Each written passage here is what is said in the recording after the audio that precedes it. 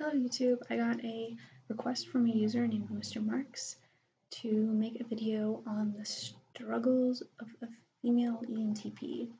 And I do attempt at air quotes for struggle because I guess I don't view myself as having struggles because of being a female ENTP. There are differences, and I guess I can see areas where there are issues that come about because of it. I guess I just don't care enough to really consider them struggles, but I can list a few differences and things that might be just on the edge of frustrating because of being a female ENTP, but I'm pretty happy with being that way, so I'm not too bothered by it. The first, however, is something that I had issues with in high school, mainly. I think I've adapted better lately, mainly because I wanted to. A lot of ENTPs I've heard still have the same issue, and I think it's just because sometimes you just don't care enough to bother, which I can understand that. But anyhow, the thing is making friends with other girls. That was very difficult for me because I just don't connect with them in the same way I think most girls connect with each other. I'm not interested in talking about the same things. I don't know.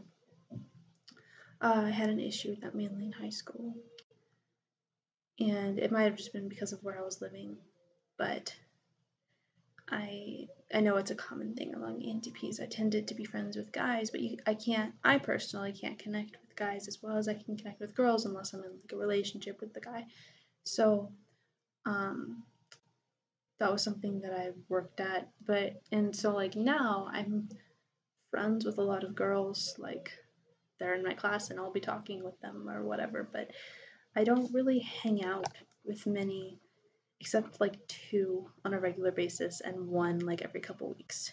And the 2 that I hang out regularly with are both INTJ, if that says anything about anything I'm saying. I guess I like to talk about ideas more. At least I think one of them is INTJ. I'm actually not sure about her. I know one of them is definitely INTJ, and the other, still trying to figure her out. I'm gonna make her take the test, I swear. Especially, we're talking about rooming together next year, and the moment she steps in my door, I'm gonna hand her a computer and say, take these 3 tests and tell me what results you get for your MBTI type, because it's killing me. I hate not knowing people's types. Anyhow, so that's one of the things that makes me different, I guess, as a girl ENTP. The other one is not something that really bothers me, but it's something that makes me different, especially here. And when you have differences, it does give you a gap between people. Like the more similarities and the more areas you can find that you're alike, the better you can connect with people. So I guess like in a way it could be a bad thing, but I don't really care. And it's just the amount of independence I have, I think especially coming from a military upbringing and moving around all the time, and learning to be very independent compared to going to a college where a lot of the people are from small towns. So they're used to being in groups and always having someone with them.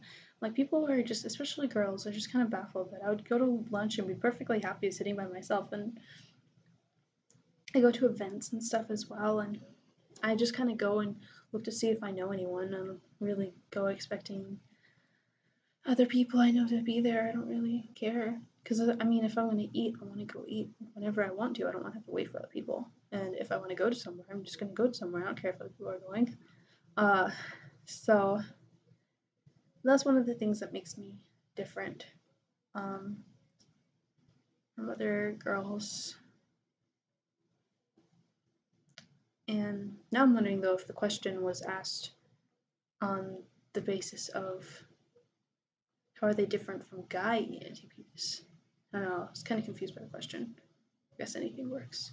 Anyhow, The third one is the most, like, the biggest struggle, because it's the only thing that I could really consider a struggle.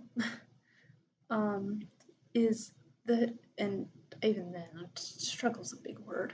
Um, Even then, it's the fact that we are frequently misunderstood by guys, I think, because we kind of have more guy brain, more problem solving, um, less sensitive, um, less focused on social subtleties.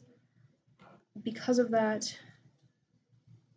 like, I know I was in my developmental psych class, and we were watching this video on the gender differences among the years, and then once I got to the adult years, they just kept saying things about how, like, girls will do this and girls think this way and girls think this way, and the whole time I'm like, I don't do any of these things. I don't do anything that's listed, because it's a lot of SFJ things. I looked up the statistics earlier, and I think that I can actually pull it up real quick again. I think if I'm still up, yeah. So NT girls make up 6.7% of the female population. SJ girls make up almost 50%. So it was a lot of stuff about either Fs or SJs or SFJs, mainly SFJs. Um, and that's because that's the common, which is the common type for guys too. I don't know why it's, I don't know, girls it's different. I guess because, like, probably SFJs are common for girls and STJs are common for guys. Anyhow, but because it's so common among girls, that I think that they assume that it's because of gender, when really it's more of a personality thing. The things that they were listing, you probably want examples. So things like,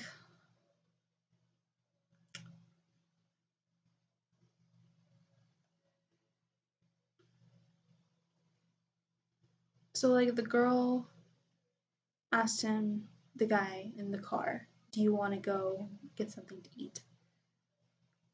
And apparently she wanted a conversation about it.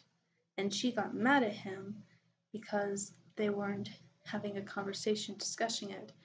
And if I want to go eat. Like, if I'm in the car with someone and I'm hungry, and if I ask them, do you want to go eat? I'm asking them because I want to eat. I think that's kind of implied. I don't want to have a conversation. I'm just doing it for information basis. If I want to have a conversation, I'm going to talk about things that actually matter. So I guess it's just ESFJ are so common for women, and ISFJs too, that you just people tend to assume that all girls think like that. Like with the nail in the head video, where the girl was mad at the guy because he was pointing out that she had a nail in her head, and she was like, I just want you to listen. That kind of stuff. Like, I like problem solving. If you're just listening to me and you're not giving me any feedback when I'm telling you my issues, and it feels like you don't care to me, because I'm a problem solver. If someone comes to me and is like, I have this issue, I try to figure out how to make them feel better, whether that's with encouragement, whether that's with giving them a solution, depends on the issue. And a couple years ago, I learned the revolutionary idea that listening is actually a way to solve a problem. So now I know that sometimes it's good to just listen. But to me, that's solving the issue, by thinking like that. So I think it's just a lot of the stereotypes for, like, how girls are supposed to think, don't apply to me, and not all of them. Some of them do. I mean, I like, it's a lot of it's stuff you learn with how they act socially and stuff. But I think it's just people tend to assume, guys especially tend to assume that I think a certain way, because that's how they've established that girls think when I don't actually think that way. And so that's really the main thing, the main issue I've run into. But I mean, that struggle's a big word. I like being an ENTP. I'm not too bothered by it. But those are really the main things that I could think of for issues with being an ENTP and female.